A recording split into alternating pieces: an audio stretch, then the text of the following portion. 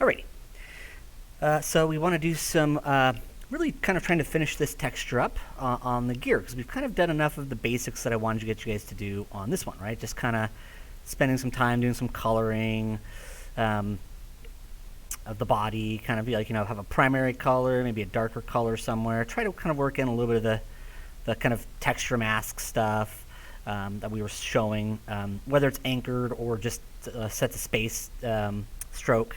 And of course we did some lighter color, just regular color painting. We usually have kind of the little bits of stuff on the bottom. So just kind of wanted to point that out. And what I really wanted to show you guys today was how to use stencils, right? That's kind of the big part of what I wanted to do here, and maybe kind of do a little bit of a metal map. So what I'm going to do is I'm going to turn the visibility off the crab body just so we'll be able to see this a little better. And I'm going to quickly go to shading, right? So we're going to go to the shading workspace so we can kind of see just this map properly. And we see there's the crab gear material, and we can just make sure that crab gear is on. And we can see the normal map's plugged in, but that's the only map we have plugged into it right now, right? So what we want to do, just like we've done before, is we can go and we could do things like add, right? And we go to texture, image texture. So I'm going to drop that in, right? And what I'm going to do is I'm going to go to the color node, right? Because remember there's that little kind of, and your navigation works the same in the shader tree here, right? So Alt left mouse button move your camera, Alt middle mouse button move. So both Alt left and Alt middle mouse button move because you can't really rotate it, right? And Alt right mouse button zoom. So your navigation's actually the same in some view like this, right? And so what I'll do is I'm just going to grab that yellow dot, drag it, so left click drag it to base color, right? That's how you can kind of take these nodes and plug them into the other nodes, like base color. Now in this case, I want to create a new texture. So I'll click on new. We'll call this gear, right? Just call it gear or something like that. Gear color if you want to. All right. And 2048 will give us a nicer resolution, so I'll just type in 2048. 2048, come on, highlight that, there we go. 2048, there we go. And we'll hit OK. And that will create a new texture for us. In fact, if we go over here, we'll be able to see it. We can see there's a gear color. There it is.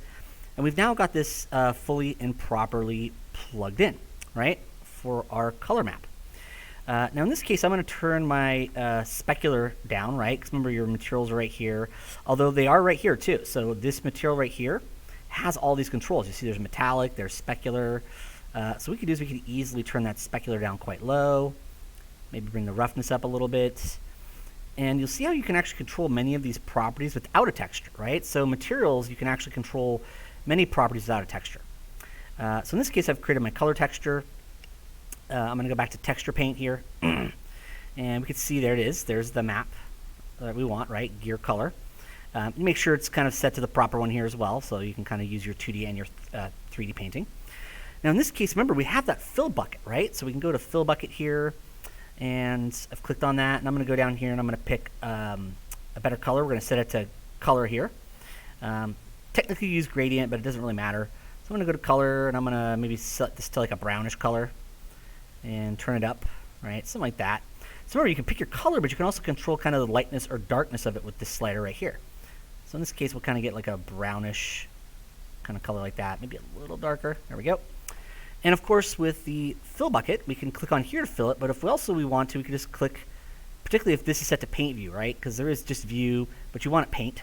That way you can actually paint in here. And that allows us to fill it with that whole color. Now the thing is, you might find that, and I'll turn the light off temporarily, just so we don't have to worry about seeing that. Now you might find that maybe it's a little too bright, right? So we can always go down here a little more and fill it one more time. There we go. Get it a little bit darker, right? So you can kind of keep adjusting with your fill bucket and try different stuff out. I feel like I really do want that actually darker, so let's go even darker than that. There we go. Let's get into something a little bit better. All right. So that's one of the ways we can get this nice color in there. One of the things we can then do is we can, of course, use stencils. Now, remember, by default, when you're in the texture paint menu, it's going to want to use your right mouse button for something in the stencils. So if you want your right mouse button navigation to work, stencil has to actually be turned off for your texture mask features. The nice thing is scroll wheel will still work for zoom. So if you're finding that hard to do, just use scroll wheel for zoom, but alt left and alt middle still work, and then you scroll wheel zoom it if you want to. But in this case, I'm going to go back to my paintbrush, right? So we go back to the paintbrush here, and we can see I'm making sure that I've got this guy up here, right? And you see if we turn crab body on, you see how it's got still its own texture because they have their own separate materials from earlier videos. We're creating our own textures to go with those materials. So just, you know, if you need to, you can always go back and watch the original videos for that stuff. So there we go. And what I want to do here is I want to paint a stencil. All right. Now, because my monitor is smaller here, it's hard to kind of see all the stuff here, but it is actually all these things are up on this top bar as well. But if you are on your white wrench and your kind of white screwdriver, right, the kind of very top ones, the wrench and screwdriver up here, you kind of have like your grayish white ones and then some blue ones, and those kind of are like their little different groupings. This is related to a lot of different modifiers for stuff or certain physics properties. These are a lot of your tool properties in rendering, so they're kind of color-coded to different groups. But this very top one, that wrench and screwdriver, is your properties for your brush or whatever tool you're on, actually, right? So particularly for sculpting and painting, you'll see all of the features that are up here are here also. But it depends on how big your monitor is. At home, I see all these because I have a much bigger monitor. Working on a smaller monitor here. So I'm going to scroll down, right? Because you can scroll down with your scroll wheel. There's a little slider bar on the side here, right? So you can scroll down. In this case, you see we still have that texture mask on. I don't actually want to use a texture mask this time. So I'm going to click on the X to get rid of that, right? We actually really want to work with texture here, right? And in this case, I don't even really want to work with this guy. Now, this could be one of those things where I could really go find a specific texture if I wanted to, right? In this case, I'm just going to go to the internet, but if you go to textures.com and create a free account, there's a free account. You don't have to pay for one. That is a safe place to get textures. But I'm just going to find something online. It's kind of leather texture. Be careful, though, when you're getting any texture online. They can be set up to be kind of watermarked, right? And so you have to kind of be careful with that stuff. So in this case, kind of any one of these will work. You do want to kind of have them be fairly neutral lighting-wise. You notice how there's very little in the way of like hot spots or dark spots, right? Any ones that do have that, you said this is kind of a little lighter here and a little darker here, that'll not go on as well. I kind of feel like that one will work fine. So I'm just going to save link as or save image as. There we go. And it's going to save it as a regular JPEG, so it should be fine. Let's call this leather. Sometimes they'll save it as a weird format that won't work, so you do have to be careful. Like I said, textures.com is probably the safest place because all those textures work. They're all royalty-free, so you can use them for commercial or educational purposes. I'm just doing a brief demo on this, right? So, you know, I'm not saving this. I'm not going to sell this anywhere. It was just sometimes it's easier just to grab something I really need to show something off. But textures.com is a great place to go for that stuff. But there's other texture sites too that you can get free accounts for.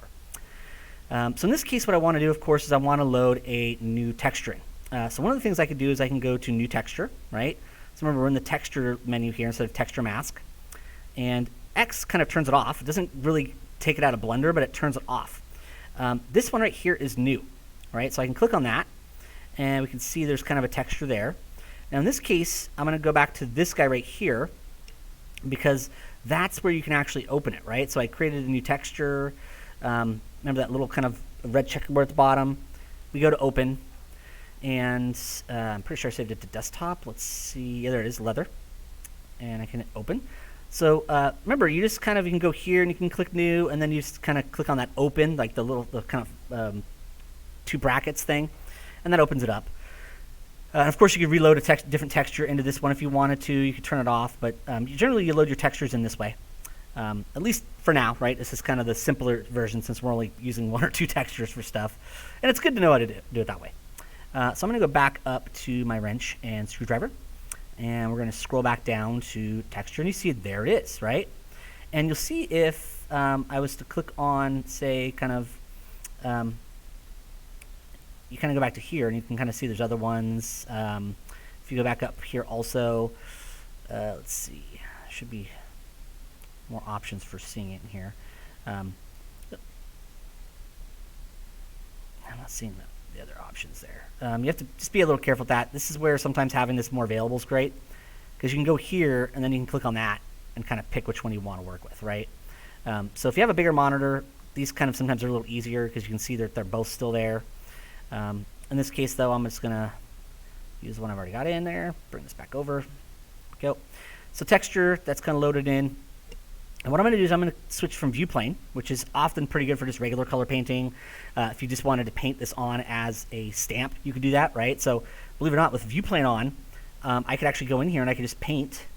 Let me turn my stroke change. I've still set up from last time, right? Some of the strokes down here. Some of there's texture mask. And you notice how you can kind of open or close these? So texture, in this case, is what we actually want to use if we want to see the exact image we paint, right? Texture mask, it kind of, whatever the dark values pixels are, particularly if they're black in an image, it won't paint those at all. And then any pixels that aren't black, it'll paint whatever color you have selected. So it's really kind of true masking, right? Kind of the black is where things are cut out and white's where things aren't cut out, and it just, whatever color you paint, that's what it paints. So this is better for doing like freckling, like we were doing earlier, right? Whereas if you want to see the exact image, exactly as it is, what you really want to do, and I'm going to change my color back up here to white, because your color will tint it. So if you want to paint exactly this color, change your color back to white, because these colors will tint it, just like they do in Mudbox, right? For those of you who remember Mudbox. But remember, you also want our stroke right down here, right? So remember, there is stroke. And right now it's set to anchored, so it's kind of doing that drag, right?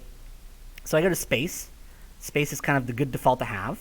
And you'll notice with texture on and view plane still on and space set, you see how it just kind of paints that texture, right? And if I make my brush size bigger, it'll just kind of paint it. And it's doing very much what kind of Stamp did before, but kind of just dropping it on there right on top, right?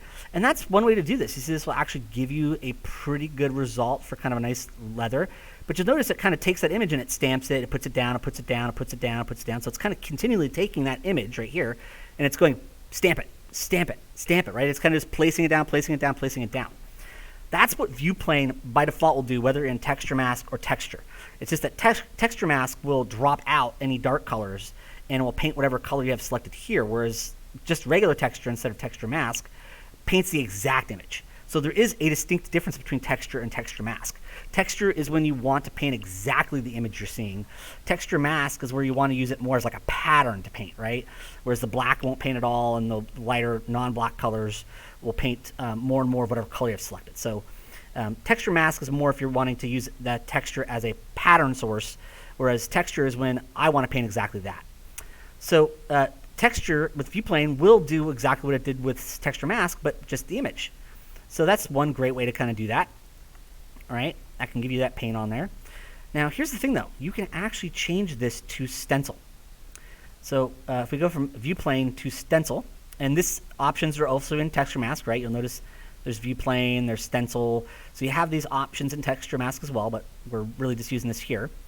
And you'll notice when I put my cursor over here, you see the actual image, right? Now, here's the thing. You'll notice that if I hold down my right mouse button, this is why kind of with stencil on, the right mouse button doesn't work for zoom by default. You can change that through the shortcut keys, but I don't really want to do that with you guys yet. We'll wait until our next project. But right mouse button, and this is why you have use scroll wheel by default for zooming in when you have stencils set, right, for your texture paint. Right mouse button moves your stencil.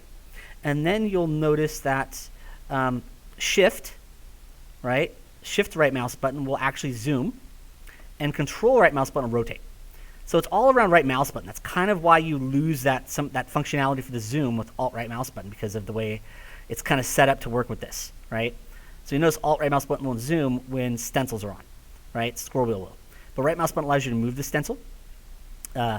Control right mouse button allows you to rotate it, and shift right mouse button allows you to scale it, all right? So I'll kind of scale it back down a little bit. And what stencil does is you'll see, and I'll make my brush size a little smaller. Remember the bracket keys, but also radius is right there. You'll notice stencil allows us to paint exactly the image as we're seeing it. In this case, I'm going to make it a little bit bigger. So you see how I can paint exactly the image as I'm seeing it? In this case, I'm maybe going to darken that color up just a little bit so we can see a little bit better. Maybe set it to kind of a darker brown. And you see how it's painting exactly the image that I have, right? So whereas that was kind of just constantly dropping a pattern down, this is going to allow you to paint exactly the image that's there. So if you really need exactly the image or very specific parts of it, this will be very, very useful for your painting. You'll notice I am kind of rotating my camera around to kind of keep dropping that paint in there. But there is a distinct difference between stencil and view, right? View plane is really just going to kind of take your brush, and it's just going to keep dropping that image down for each brush. So it's like a small bump, bump, bump, bump, bump, bump, bump, right? It's kind of like if you're taking a sponge and putting it in paint and then splashing on a wall a bunch of times. Whereas this is much more like putting a direct decal on there. But you'll notice you can paint exactly what you're seeing from it, right? So this is really cool in that respect. I can just kind of get in here and I could paint exactly the image as I'm seeing it and paint exactly which part of it I want, right? And if I want, I could scale it up, I could move it down, right? Remember, right mouse button moves it. Control right mouse button rotates it, so I can change the angle of it. If I want to make it larger, of course, shift right mouse button. So there is a distinct difference between what... Remember, I'm just using my bracket keys, right? Those bracket keys, they look like parentheses kind of, but like boxier, and they're in between P and Enter on your keyboard. And those just go make your brush size go up by units of 5. Of course, the control for that's right here. So bring these up. And you'll notice that stencil really does give you kind of a distinct and different way to paint stuff, right? And we're going to use stencils a pretty good amount. But you notice that view plane is pretty awesome even with images also. So texture mask versus texture is distinct, right? Texture mask just takes the kind of light and dark values of whatever texture you have, and it paints that as a pattern, right? Whatever the dark colors are or black, it won't paint that at all, and then it paints whatever color you have picked here. Whereas a stencil paints the exact image, and you could paint whatever part of it. So like if I had like a button in here and I just wanted to use the button, I could paint just the button for the buttons, right? So kind of a neat effect, and this is what I wanted to kind of do for you guys on this one, is kind of get you guys to see stencils. Now, stencils can be used for sculpting, because remember how sculpting has texture and texture mask and all that stuff? Actually texture, really. So you have stencil controls for your sculpting also, right? So I wanted to get you guys to keep that in mind as well, is that is available, right? And that may be one of those things where just to kind of show this off just a little bit more, maybe I'll kind of find button textures, right? I don't think we'll get to the metal one. I'll save that for a smaller video later in the week, as well as posing. Because I do want to show you a little bit of metal for the buttons. But I figure I want to get the color map done for this video. So let's say button texture, right? Let's go to images. Let's see here. And you see how we can get all kinds of different buttons, but you'll notice they're often within the context of other textures, right? So one of the things you could do that's really cool once you kind of find it, and like I said, textures.com is always the safest. You'll notice some of these actually have watermarks. Those ones you don't want to use because those are meant to be purchased, or you have to create an account with them to download it that you have to pay for or something like that. So be careful of things like watermarks, right? You can kind of see it says Shutterstock there. Those you don't want to use, right? I think in this case I'm going to grab this one really quick. Just, well, let's see here. Just trying to think of which one would be cool to show off because I just want to show you how far you can actually take this in a cool way. I just want to find something that's a cool button to look at.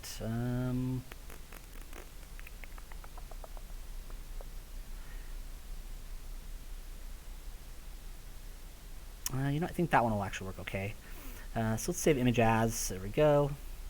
Call this button. Like I said, though, finding an actual free account of royalty-free textures like textures.com is the safest way to go. Those textures are all legit.